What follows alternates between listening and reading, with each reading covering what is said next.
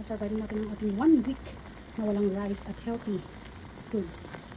At ang ating fasting, 1 o'clock na po ngayon. Last dinner ko pa kahapon mga 3 in the afternoon. Ayan. Nagluto ng tasang ating pork belly.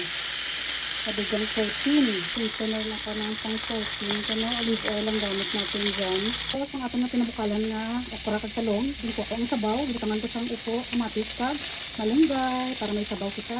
Butangan ko sang gamay nga kalkag, pampalasa. Wala na ko sinagabutang sa kung ano-ano nga magic dra. Ito yung ating pagkain.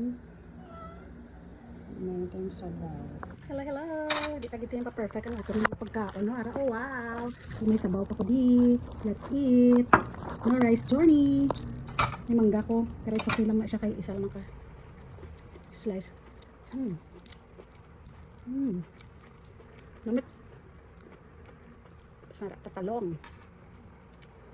Boy ko lang na siya. Water and salt. Para healthy. Wala rice. Prito sa olive oil. Source of protein natin. The best. Umit. Atong isda. Pag ang atong gulay, di ka napakulo ginasang okra ta. Kunting salt. Kagkalkag. The best makikot sa sabaw nga healthy.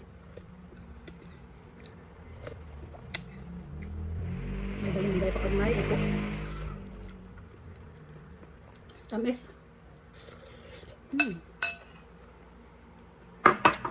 The best kaayo.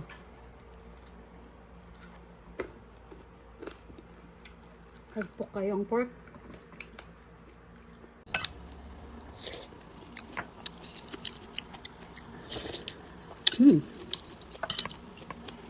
The best kaayo.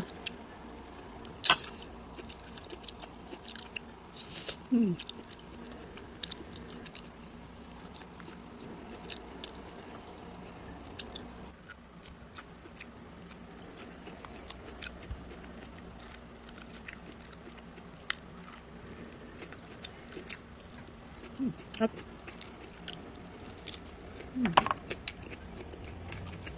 Namit.